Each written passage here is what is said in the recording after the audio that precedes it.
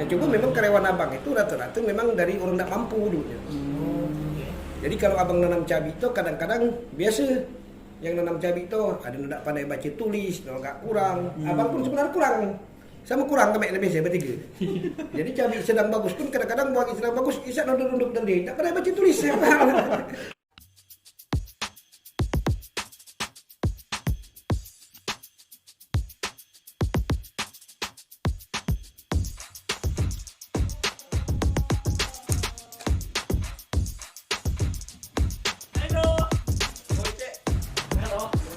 Bro,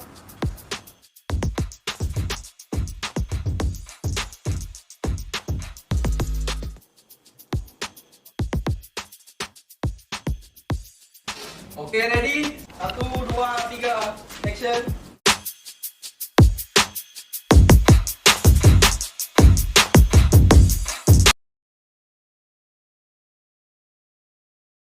Oke, selamat malam semuanya. Balik lagi di Ceput Channel bersama Pace dan Putra tentunya. iya, bisa kalian lihat sendiri kawan-kawan.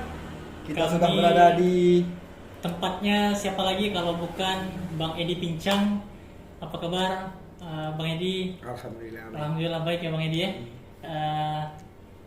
Suatu keberuntungan sekali teman-teman semuanya, pada malam hari ini kami dapat diterima atau istilahnya berkunjung ke rumahnya Pak Edi, dan kebetulan beliaunya juga standby di rumah nih. Karena jarang-jarang ya kita dapat ketemu sama Bang Edi ini. Nah, jadi kesempatan ini alhamdulillah kita dapat kumpul dan diterima di rumah beliau, ya untuk sekedar ngobrol-ngobrol santai ya. diterima dengan tempat yang luar biasa ini ya, kayak bar nih.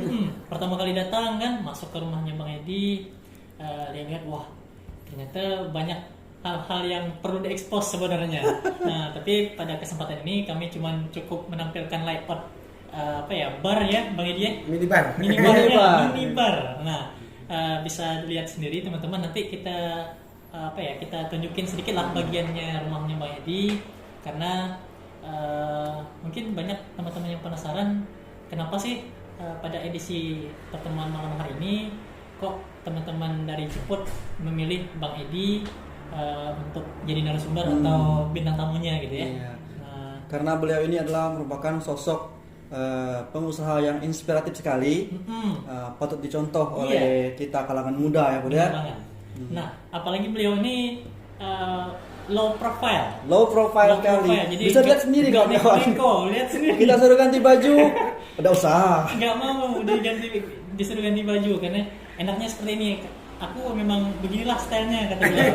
Nah jadi Benar sekali itu. iya, jadi kita juga wah beneran nggak apa-apa. Kita juga kaget kan Bang, ini kayaknya dari awal aja udah menarik sekali gitu kan, untuk kita ajak ngobrol. Alhamdulillahnya beruntungnya pada malam kami. ini kita merasa beruntung banget bisa ngobrol langsung sama Bang Edi ini gitu. Nah Bang Edi, ini kan ceritanya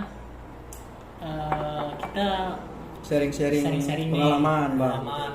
Nah jadi boleh dong kita ngobrol-ngobrol soal kesibukan Bang Edi sekarang ini, belakangan ini apa aja sih Bang?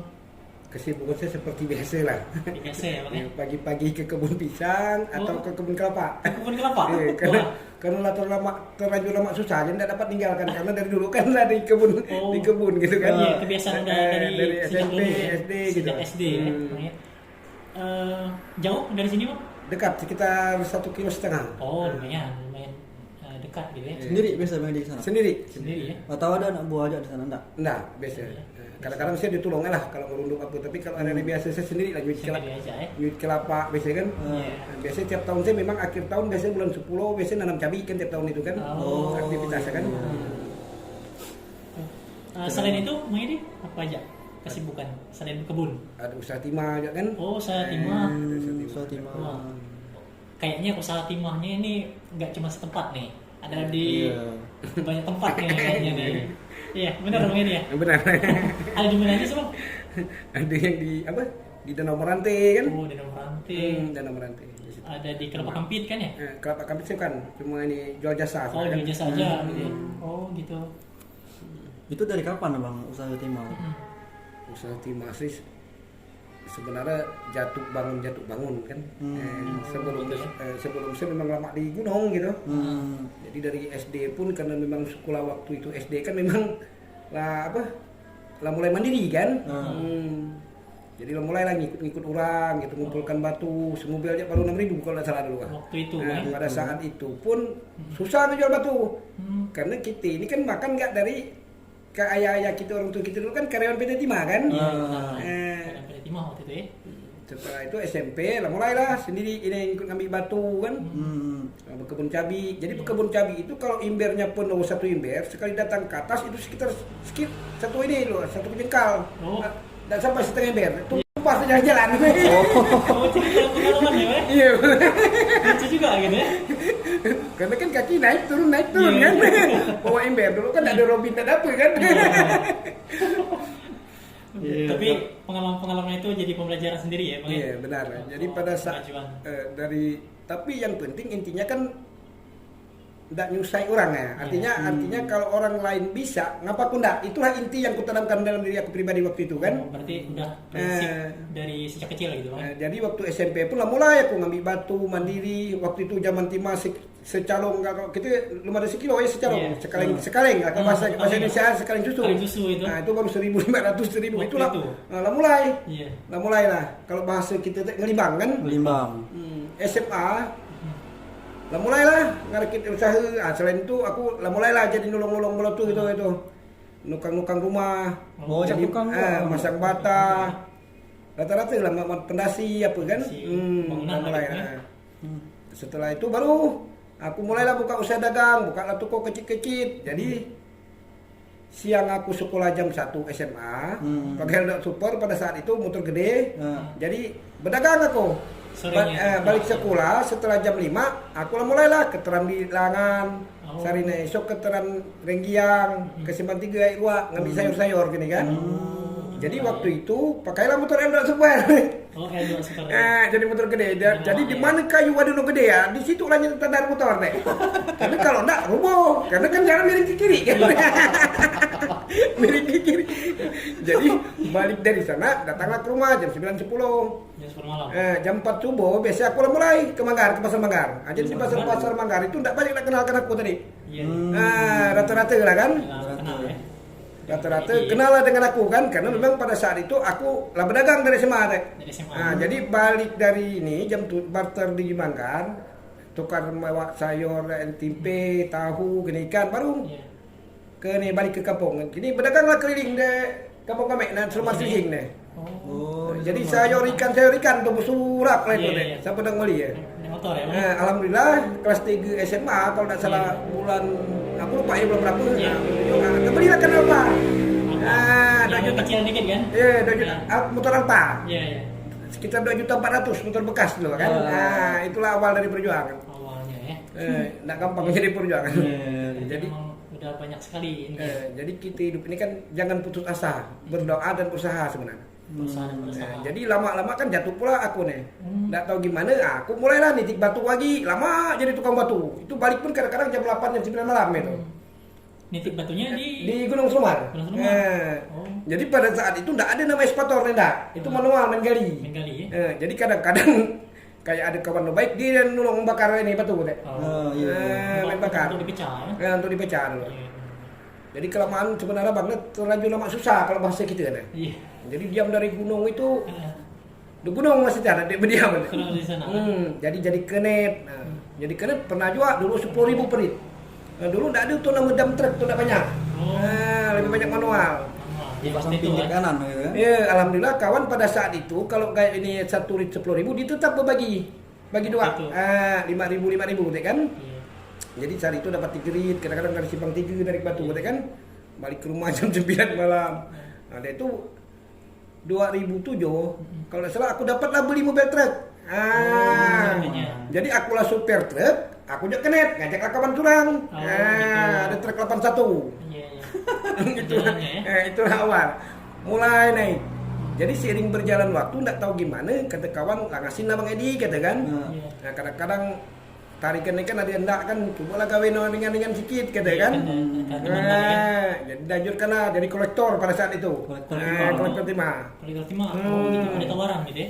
Udah baca kawan tak ngasin gitu. Iya.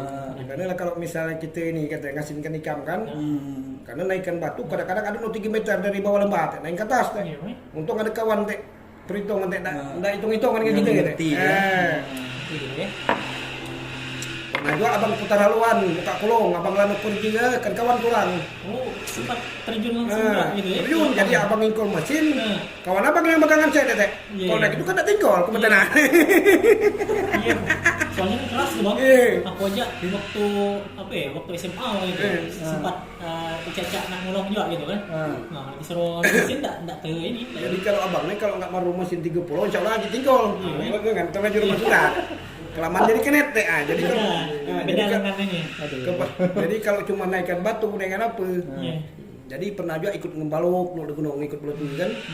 Kalau ngembalok dulu enggak, abang nak main pikul, sistem roll, tarik kan tali hutan. Balok itu. Oh, tali Kayu-kayu. kayu. Tali kayu. Nah, berdebat kalau kita bahasa Belitung kan. Ada tali hijau, itu kan tali hutan hijau. Kalau membalok berarti Siapa dulu? kuli bangunan juga Bang. Iya, pernah jadi kuli bangun abang. Terlanjur nama susah. Ada kayak gini kan kebenaran kan berkat orang. Pertama Tuhan Usaha. berkehendak. Jadi Allah berkehendak menguji abang sampai gini, sampai gini ada kan, sampai punya rumah, sampai punya mobil. Itu kan karena pertama karena kehendak Allah kan sebenarnya diuji. Aku ini diuji sekarang nih. Ujian paling berat di saat kita punya ada sebenarnya ada rezeki lebih kan. Nah, kedua memang aku adanya doa keluar anak bini, doa keluarga dan doa saudara-saudara semua orang ramai kan banyak mendoakan aku. Jadi alhamdulillah sampai saat ini pun masih bertahan aku kayak gini kan. Dan alhamdulillah banyak kawan-kawan yang beri masukan dengan aku teh. Dan karena terlanjur lama susah itulah. Jadi kadang-kadang ya selalu berbagi deh. Nah itulah kan kawan-kawan yang lebih susah apa kan. Nah ini Bang, sekarang kan aku lah tahu nih ya, abang nih ibaratnya pengusaha yang sukses lah gitu kan. Amin. Bisa dikatakan sukses. Amin. Dalam perjalanannya Bang, selama itu abang ingat ada ndak orang-orang yang ibaratnya sekilas lah kayak merendahkan abang? Nah, pasti ada kan.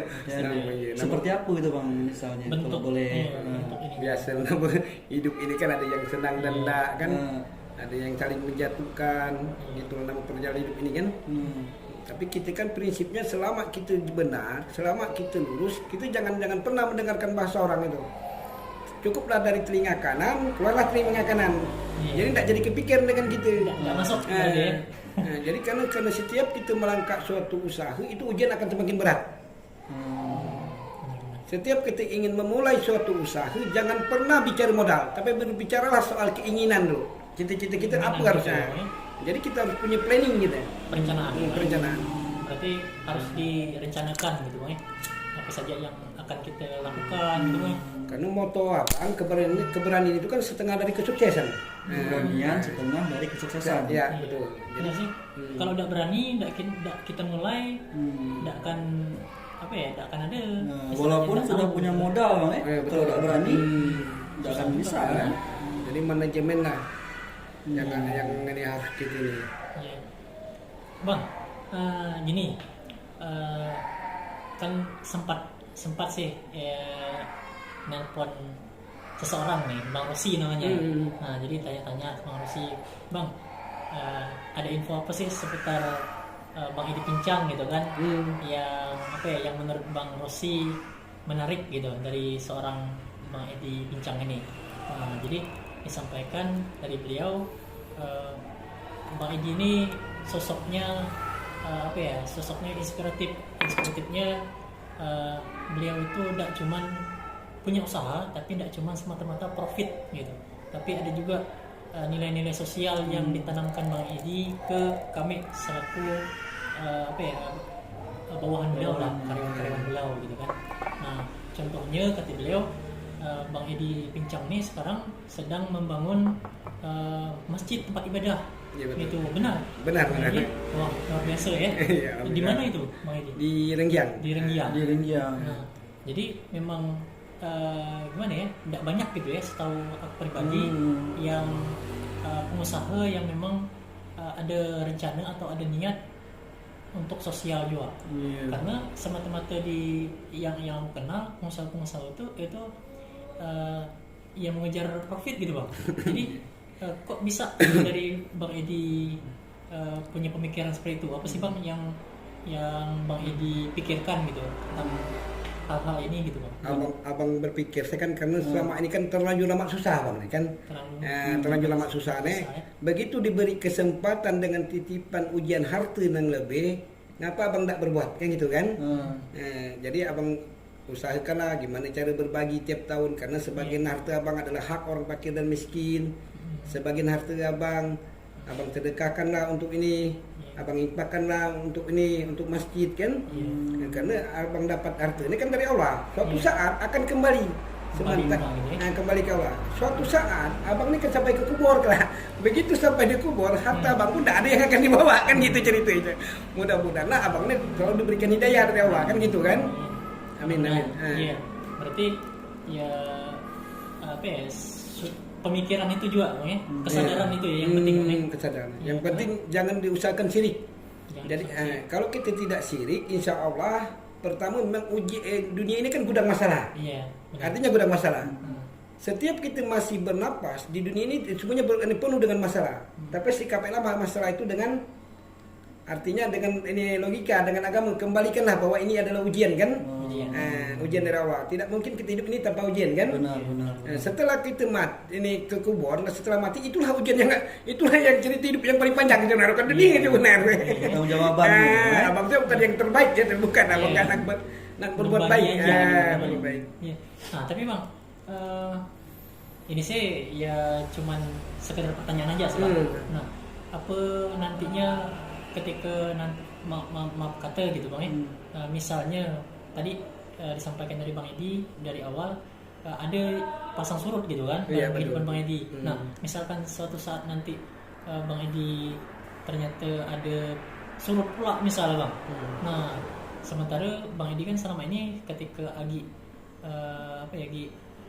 sukses-suksesnya gitu kan, disumbangkan ke masjid tadi. Ada enggak ininya bang, tips-tips dari Bang Edi agar Bang Edi itu apa sih yang telah dilakukan gitu untuk mengatasi jatuh gitu kan? Mengatasi yang tadi itu. Setiap orang kan ada masa, setiap masa pasti ada orang kan. Jadi artinya abang ini tidak akan selamat di atas. Artinya setelah umur 40 kita ini sebenarnya memang berwirausaha. Setelah umur abang 50 seharusnya abang lah memberikan ke generasi bika-bika lagi. Gimana sebenarnya cara usaha ini kan?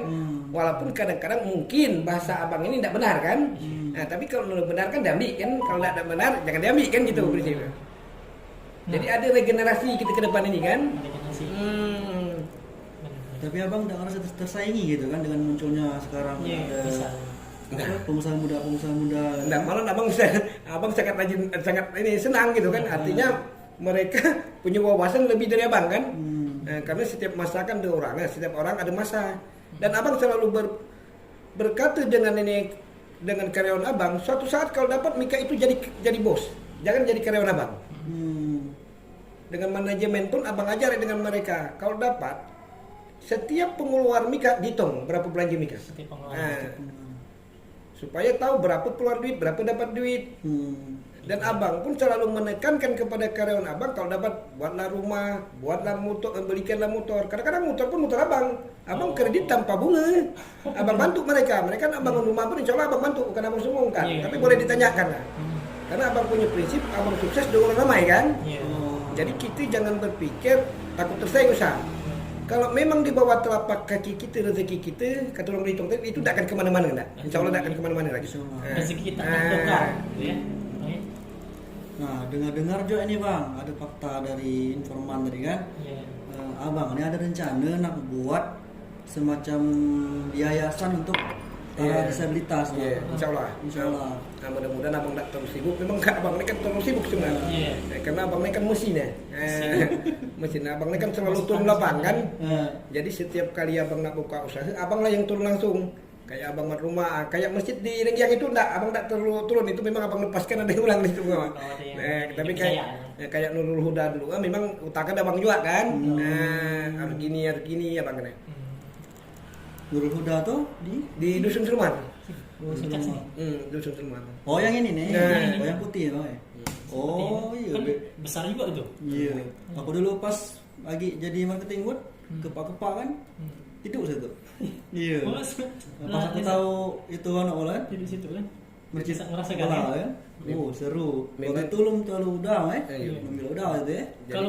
Kalau ini Bang Edi, proses pembuatan yayasan itu lah sampai mana itu, Bang? Kalau sekarang? Itu di sekretaris aku kurang tahu nih lah sampai di mana nih. Abangnya kan alhamdulillah enggak terlalu pintar gitu. Abangnya kan karena mungkin lapangan ya. Iya. Jadi kalau untuk khusus lapangan kayak rumah nenek gimana, ini kan memang utaknya dia abang kan. Iya. Nah, kalau pekerjaan Mika harus gini, ya harus modelnya gini, abang ini ngosai. Tapi kalau masalah administrasi, abang jauh benar lah. Abang enggak terlalu paham. Lah dalam proses administrasi ya berarti, Bang. Insya Allah lah, mudah-mudahan kan ada kebaikan bagi orang ramai. Karena abang ini kan lah cacat juga, mudah-mudahan dapat bantu mereka. Amin, mudah-mudahan. Bukan berarti kan meringankan mereka semua, enggak. Tapi paling tidak mengurangi. Benar. Karena dari orang cacat tidak semua punya kelebihan kayak abang. Ini sebetulnya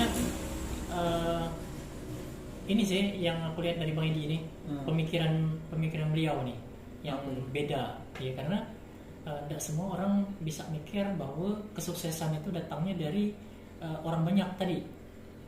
Banyak orang-orang yang sukses gitu mandangnya kesuksesan itu ya memang karena kerja kerasnya gitu. Karena dia gitu ya. Tapi kalau Bang Edi ini ternyata beda gitu ya. Beliau mikirnya kesuksesan itu ada andil dari orang-orang di sekitar, Bang Edi. Iya betul. Iya, dari Pasti itu. Pasti itu, Bang Edi.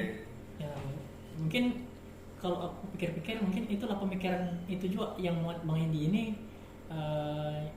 low profile tadi, low profile kayak gini kan?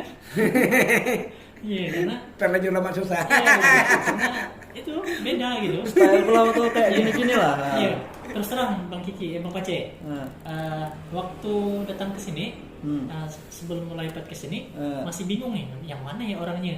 Iya, Kadang-kadang nggak bisa ketemu kan? belum bisa ketemu, tapi namanya itu lah sering didengar gitu. Iya. Ya, karena kebetulan aku kan kerja di desa nih, katanya di desa itu ini nanti ada perlu bantuan misalnya, nanti minta bantuan dengan Bang Edi katanya, Bang Edi kata anak-anak kantor itu kan. Nah tapi cuman namanya aja yang tahu, orangnya belum pernah ketemu gitu, belum pernah nongol. Nah jadi penasaran juga pas ketemu, nah ini ternyata sempat tegang juga tadi, sempat tegang kan. Wah ini harus bersikap gimana ya dengan Edi. Ternyata beliau waktu datang aja, masuk sini, ayo makan dulu. Disuruh makan malah jadi makan malah kan, low profile banget gitu kan, istilahnya ya perfect lah kalau menurut aku sih. Mbak Edi luar biasa, terima kasih banyak nih Mbak Edi karena disambut dengan sedemikian rupa gitu kan. Karena harta kan bukan di atas segala-galanya kan, segala-galanya kan pakai harta kan. Nah, prinsip abang kan ini kan nggak titipan bagi abang, mudah-mudahan lah abang pegang sampai abang menutup mata kan, gitu kan. Dan juga sebenarnya ini bisa jadi contoh sih bagi pengusaha-pengusaha lain. Kalau menurut aku pribadi ada 10 aja pengusaha di Belitung ini yang punya karakter ya nggak usah lah mirip banget gitu ya, tapi pemikirannya sama dengan Mbak Edi. Mungkin orang-orang yang butuh bantuan sedikit banyaknya ya bisa tercukupi gitu kan. Gitu. Karena kan kita kan berpikir gini kan, kalau kita secara ilmu matematika, uang 1M dengan kita keluarkan 100 juta, itu akan berkurang, itu secara ilmu matematika. Tapi secara ilmu agama sebenarnya enggak. Tapi kalau kita tidak biasa, itu memang berat. Nah, duit 10 juta akan kita beri dengan orang 100 ribu untuk orang sakit pun itu berat sebenarnya, kalau kita tidak biasa kan. Benar, Bang. Jadi suatu kebaikan itu kan harus dipaksakan. Kalau bicara ikhlas, kita tidak akan pernah ikhlas pertama-tama. Tapi kalau kita lah jadi kebiasaan, akhirnya timbul rasa ikhlas, ada perasaan tidak nyaman, ada gimana gitu kan. Harus terbiasa, ya, harus mulai membiasakan. Semacam ya. kebiasaan Jadikan kebiasaan. Benar sih. Ini apa ya quote yang aku dapat dari Bang Edi. kata-kata mutiara bahasa ininya, bahasa ngetrennya kan. Dan ini bang, mungkin kan selama abang usaha jatuh bangun, pasti ada dong orang yang berjasa lah menurut abang. Ada. Yang paling berjasa gitu. Pasti ada. Pertama sih kedua orang tua kita kan, karena sukses kita itu dua orang tua. Jadi setiap kita laki-laki ini sebenarnya itu punya orang tua sebenarnya. Jadi gimana pun kita sebenarnya sebagai pemimpin, kita laki-laki ini gimana cara berbuat baik dengan orang tua kita. Itulah yang kita juga. Karena ridhonya kita, ridho orang tua. Kedua, ada bini kita yang selalu mensupport kita. Yang bagi yang punya istri, karena ada yang belum punya istri. Karena kalau kita tidak disupport dari bini, itu tidak akan berhasil. Kedua, kita bicara duit. Duit yang kita keluarkan bukan sedikit. Kan akhirnya bini berpikir, oh kalau aku belikan emas inilah 3 jari kan. Tapi kalau kita disupport dari bini, itu tidak terasa kita untuk bantu orang. Dan kita pun tidak masalah mengeluarkan duit berapa, karena bini kita tidak akan banyak bunyi kan. Jadi intinya kekuatan bini yang lebih utama. Kekuatan bini. Mungkin itu orang tua tadi kan, juga istri ya, kebahagiaan istri, kebahagiaan buat suami. Dan ingat dua orang ramai dah. Dua orang ramai. Jadi kalau orang ramai mendukungkan kita, insya Allah kita akan akan aman. Dan sekarang mungkin kita sudah berpasangan sama COVID nih bang. Nah orang kan banyak ngeluh efek COVID. Kalau Bang Edi kemarin ngaruh nggak COVID? Kalau 2020 kita memang pengaruh karena harga timah di bawah pasaran, artinya jauh turun. Nah, jadi kita belajarlah. Ini mudah-mudahan yang telah terjadi ini 2 kali. Pertama krisis tahun 98. Tahun 98 Beltim Bangka Belitung harga timah naik 140.000. Setelah timah turun, habislah duit kita ini. Tidak tahu kemana manajemen. Kebun terjual, rumah terjual, banyak enak. Motor terjual. Dengan COVID 2021 ini, tahu-tahu timah naik lagi berarti Bangka Belitung. Artinya Bangka Belitung sebenarnya tidak terlalu pengaruh kalau memang timah naik kayak gini kan. Tapi mudah-mudahan masyarakat kita belajar dari pengalaman 98 kemarin. Begitu timah turun, mereka masih ada. Jadi sebenarnya pasca timah ini cobalah putar usaha.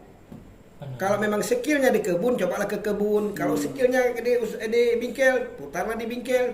Jangan cuma semata-mata timah kan gitu kan. Artinya ada tujuan hidup. Apa yang harus kita tuju hidup ini kan? Tujuan hidup kita. Jangan fokus ke hasil timah tadi. Jangan fokus. Kita jangan terlena dengan timah. Jangan terlena. Kalau memang ada jiwa dagang, bukakanlah di dagang. Karena ditaruh di bank itu kadang-kadang tidak mutar sebenarnya. Apa ya stuck di tempat gitu Jadi jangan pernah anaknya Bang Edi. Jadi jangan pernah bicara modal. Abang dulu tidak pernah, abang tidak tahu mana duit 5 juta sebenarnya. Tidak tahu abang mana duit 5 juta kan. Tapi dengan faktor keyakinan bahwa kita ini berhasil atau tidak, yang penting dijalankan.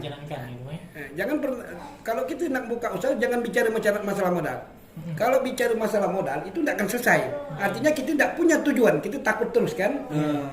Oke, nih Bang. Jadi mikir-mikir soal muter-muter dana nih Bang. Jadi ada pertanyaan tambahan nih, Bang ya. Nah, jadi menurut Bang Edi selaku pengusaha nih kan. Nah, ada enggak sih Bang pemikiran Bang Edi untuk siapa tahu nanti kita terinspirasi menurut Bang Edi usaha yang cukup apa ya, menjanjikan gitu di masa pandemi ini yang kira-kira bisa dapat profit gitu. Profitnya cukup menjanjikan gitu Bang. Usaha apa kira-kira Bang? Mungkin sawit lena. Ngapa harus sawit? Kenapa harus sawit? Karena kan lama sawit. Sawit memang lama kan. Tapi kan kita sebenarnya bicaranya kan terlalu inilah, kita karena terlalu ribet berpikiran kita ini. Terlalu lama, modal gede. Kredit motor 3 tahun 4 tahun bisa bayar. Benar. Sekarang apa kita invest ke sawit 2 hektar kita tidak sanggup. Sementara kita berutang motor 3-4 tahun kan sanggup. Ngapa tidak kita jalankan usaha dulu. Jangan kita bicara modal dulu. Benar. Kalau kita bicara modal itu kita tidur sambil baring. Di mana kan boleh duit, akhirnya tidak terrealisasi. di sawit tuh, Kalau memang kita punya skill kayak sekarang sebenarnya cabai. Ya, cabai kan jarang turun kan? Cabai jarang turun, ya. Kalau kaki tegap kayak Mika kan 1000 batang cukup. Kalau ini kameramennya karet itu punya kebun karet, luas. Apa punya juga kebun karet? Oh, juga. Ada. Abang kebun karet ada, kebun kelapa ada, kebun ini yang apa pun ada. Sawit ada, Sawit ada. cabai. Cabai. Insya Allah, karena ke depan kita jangan berbicara sebuah nilai. Iya. Kalau kita berbicara sebuah nilai, artinya kita tidak bisa menangkap. Abang kadang-kadang jual pisangnya dapat 10.000, jual kelapa kadang-kadang 10 ekor, 70.000 atau 50.000. Abang tidak pernah bicara nilai. Artinya kalau kita selalu bicara angka itu tidak akan Ada habisnya. tidak akan ada habis. Tapi gimana angka itu agar bisa berputar? Kan gitu dia. Pokoknya usaha itu berjalan berputar gitu Pak Edi. Iya, betul. Berputar. Berarti oke, mantap ini. Ada buka. Banyak jadi ini pemasaran. Bukan tak baring bangkit kan? Iya. Kayak 2020 hampir 600 sebenarnya juta gitu ini. Hampir 600 loh. Iya. Karena karyawan abang kan hampir 78 kan seluruh kan? Nah, Bang, cerita awal abang punya karyawan tuh pas mulai usaha apa? Aduh, ini memang pening ini. Udah ingat. Karena lama kan? Berapa puluh tahun lalu kan? 10 tahun lalu. Rakit sikuk dulu kan. Ya coba memang karyawan abang itu rata-rata memang dari orang tak mampu dulunya. Jadi kalau abang nanam cabai itu kadang-kadang biasa yang nanam cabai itu ada yang tak pandai baca tulis, agak kurang. Abang pun sebenarnya kurang. Sama kurang kami lebih saya bertiga. Jadi cabai sedang bagus pun kadang-kadang buat sedang bagus isak nunduk-nunduk tadi. Tak pandai baca tulis saya. Bagus nunduk. Iya, tapi kan karena memang tujuan tidak memperdayakan mereka. Terimalah. Mau tak mau kan? Iya, karena masalahnya kan timbul dari sini. Lucu juga Ngomel. Ini masih surang tak pandai baca tulis, surang tak kurang, sama-sama kurang lah pula. Tambah no punya kata sama kurang kata.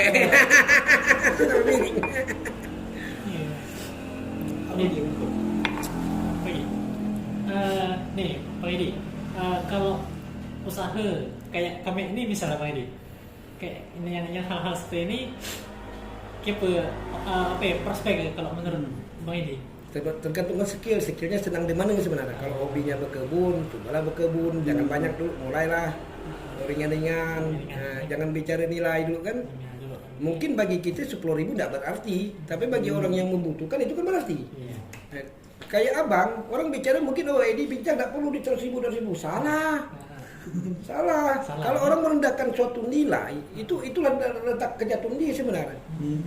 Karena di balik semua itu mungkin ada yang lebih susah dari kita, ada yang sakit, yang memerlukan di 200.000, mungkin tetangga kita. Cuma bisa anggut-anggut terkesima dengan penjelasan Bang Edi ini. Jadi ngapa ada komunitas penyandang cacat? Jadi kan kalau memang abang punya lebih, kalau memang mereka nak usaha, ya silakan usaha. Abang kan memberikan bantuan dana.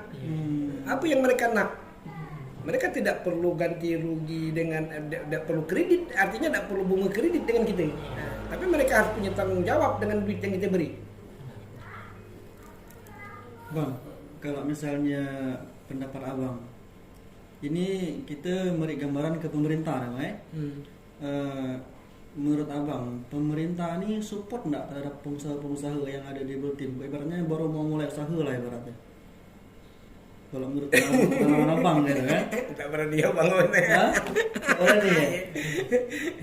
Dan sebenarnya kita tidak dapat menyalahkan pemerintah. Kadang-kadang kita ini pemerintah memberi jalan, tapi kita tidak kreatif masyarakat. Kita sebenarnya dari waktu ngapus sampai tanah kita terjual, kan pemerintah memberi solusi. Buatkan kelompok tani. Pemerintah kan jangan tidak bantu kan? Tetap dibantu, disupport dari mereka. Tapi kadang-kadang masyarakat kita lagi terlena. Karena mereka tidak pandai mengolahnya tadi, Pemerintah udah support, tapi masyarakatnya lagi yang tidak kreatif. Timbullah akhirnya kritik lagi, kritik lagi ya. Benar. Ngomong-ngomong nih Bang Edi, kita ya jangan ke usaha lagi lah gitu ya. Kita agak geser sedikit topiknya ke hobi nih, Bang Edi. Nah, hobi. tadi pas masuk ada kucing, ada burung tadi. Nah, apa itu emang hobinya Bang Edi gitu? Dan mobil antik juga pun. Mobil antik. Nah, Kalau binatang abang tak hobi jujur, tapi hobi. anak-anak. Anak-anak ya. Kalau abang cuma mobil-mobil antik, mobil tua gitu. Dari kapan Bang Edi suka mobil antik itu? Wah, lama sebenarnya dulu kan memang tahun itu abang beli kayak Iya, Jimny 83, 86. Ini ada mobil apa itu? Yang kodok itu? PW. PW. PW kodok, PW safari, PW kombi kan. Oh, ada tiga Iya, ya, PW. iya. Karena memang tuh bang, jadi hobi itu tuh. Jadi gimana tuh mau? Ya, eksotis ya. Iya. Hobi berkertangin abang kan? Ketangin apa itu? Ketangin apa? Gunung. Tangin gunung ya? MTB ya? Oh, MTB. MTB ya. Iya, MTB. Gitu Bu. Iya. Nyebut. Jadi abang berketangin tuh kadang-kadang ke Burmali, kadang-kadang ke Simpang 3, kadang-kadang ke Kelumpang, kadang-kadang ke Tanjung. Iya, naik sepeda ya? Iya, naik sepeda. Tangin tadi. Kalau dipikir kan kaki nggak siko yang kuat. Kaki siko kan gimana Iya. coba?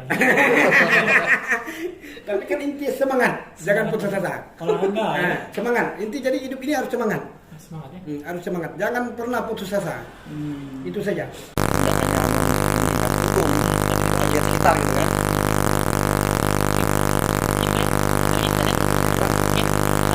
Teman-teman semuanya, terima kasih sudah menyaksikan video kami dari awal sampai akhir. Mudah-mudahan hasil dari bincang kami dengan Bang Edi ada yang dapat diambil hikmahnya, manfaatnya, maupun positif tentunya.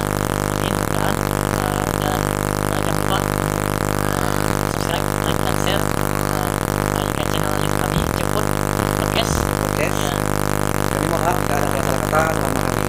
Ngobrol tadi dan buat Bang Edi, kami Pak Aceh dan tim akan banyak terima kasih Bang Edi lah terima kasihnya dengan merupakan biasa. Biasa dan harapan tadi sampai dengan ngobrol-ngobrolnya waduh semuanya di share dari beliau. Share dari beliau ini mudah-mudahan muncul nih cita-cita dari masyarakat usaha.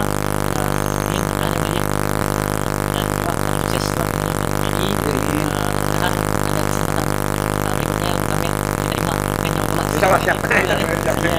Nah, gitu lah Bang Edi kami.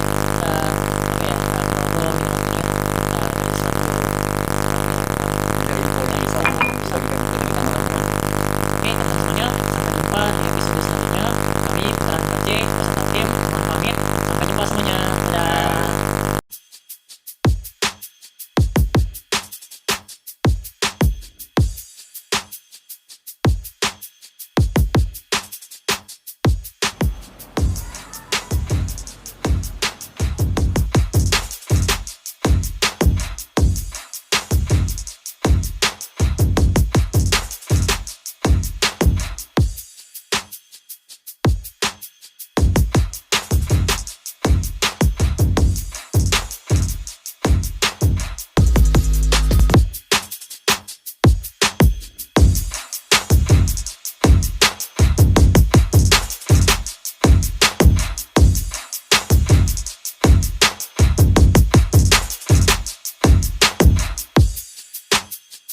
Pak Aceh Gaming.